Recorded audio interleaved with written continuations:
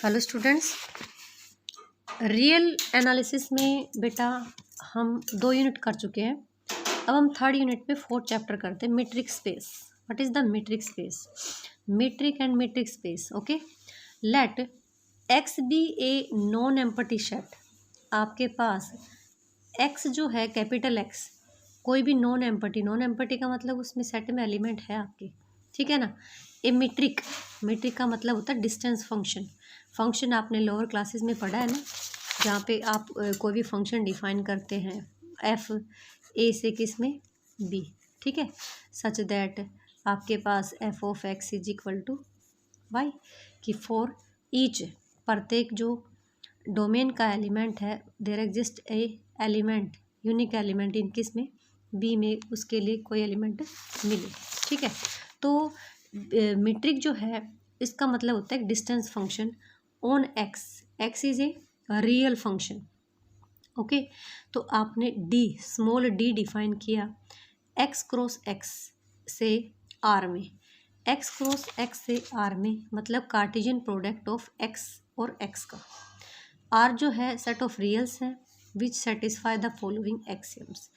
तो यहाँ पे मैंने लिखा मीट्रिक एंड मीट्रिक स्पेस। तो मीट्रिक का मतलब समझ में आ गया कि डिस्टेंस फंक्शन बोलते हैं कि रियल्स पे, ठीक है।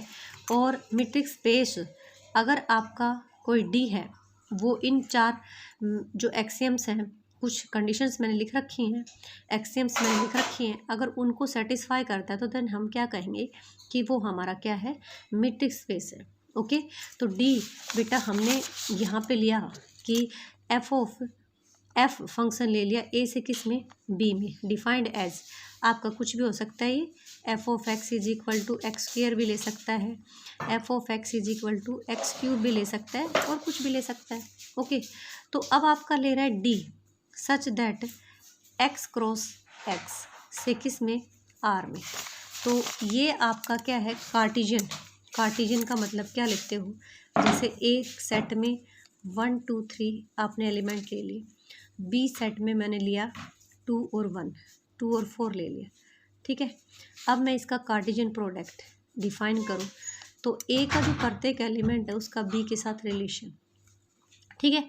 1 2 1 4, ओके, 2 1 2 4 2 2 2 4 3 2 और 3 4, ये हमारा क्या है, कार्टेशियन प्रोडक्ट है।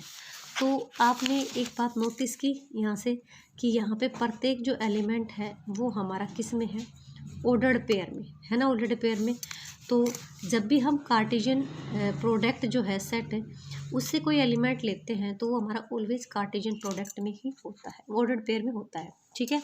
तो इसका एक मतलब तो आप समझ गए कि हमें यहाँ पे जो एलिमेंट लेने हैं वो ऑर्डर्ड पेयर में लेने हैं, ओके। तो ये कहता है फॉलोइंग एक्सियम्स को क्या करें, फॉलो करें। तो डी का मतलब क्या है, डिस्टेंस। तो हमारी पहली कंडीशन है D X Y greater equal क्या है, 0 फॉर ऑल एक्स और वाई जो है वो आपका बिलोंग करेगा किससे, कैपिटल एक्स से, ठीक है। तो आपके पास यहाँ पे D X Y greater equal है 0, that means distance between any 2 points is always positive, it can not be negative. किसी भी हाल में आपका 2 पॉइंट के बीच की जो डिस्टेंस है वो नेगेटिव नहीं हो सकती, ठीक है, नेगेटिव नहीं हो सकती आपकी। तो हम ऐसे ही, इसका मतलब क्या है कि डिस्टेंस जो फंक्शन है डी एक्स वाई, इसका मतलब क्या है, देखिए मैंने अभी यहाँ पे बताया था, यहाँ पे मेरे पास सिंगल था, तो डी एक्स वाई, ये जो पहला एक्स है, ये जो एक्स है ये फर्स्ट एक्स से है, वाई जो है ये सेकंड वाले से। तो मैंने कहा था इससे जो एलिमेंट लोगे वो बेटा ऑलवेज आपका ऑर्डर्ड पेयर में आएगा, ठीक है। तो D X Y greater equal है किससे, 0 से, ओके। तो डिस्टेंस बिटवीन, इसका मतलब ये है कि 2 पॉइंट के बीच की जो डिस्टेंस है वो ऑलवेज क्या रहेगी, पॉजिटिव और इक्वल, ग्रेटर इक्वल 0। इक्वल क्या है, अगर दोनों पॉइंट कॉन्साइड करते हैं तो हमारी डिस्टेंस क्या बन जाएगी, 0 बन जाएगी, अदरवाइज वो पॉजिटिव होती है, ठीक है। D X Y distance between X and Y is equal to 0। अगर आपके पास डिस्टेंस बिटवीन एक्स और वाई के बीच की 0 हो तो दैट मीन्स दोनों पॉइंट क्या कर रहे हैं, कॉन्साइड कर रहे हैं। तो इसका मतलब क्या है, एक्स और वाई क्या है, 0। तो देखिए इफ़ एंड ओनली इफ अगर दो पॉइंट के बीच की डिस्टेंस 0 आती है तो that means they are equal, and conversely अगर दे आर इक्वल तो then distance between them will be 0। Okay, ये आइडेंटिटी ऑफ अ पॉइंट कहलाती है। ओके, तो थर्ड आपकी क्या है, distance of X Y, distance between X and Y is equal to distance between Y and X. तो अगर आप ये पढ़ रहे हो एक्स वाई, तो क्या आप अगर y से x पढ़ोगे तो क्या चेंज हो जाएगा? नहीं ना, आपका है तो यहाँ पे ही a से मतलब x से y में, तो डिस्टेंस तो आप तो यही है। चाहे आप x से y की तरफ नाप लो, चाहे y से x की तरफ, तो मतलब जो मेजरमेंट है वो तो क्या रहनी है, सेम ही रहनी है। तो हम इसको क्या लिख सकते हैं, distance between x and y is always distance between y and x।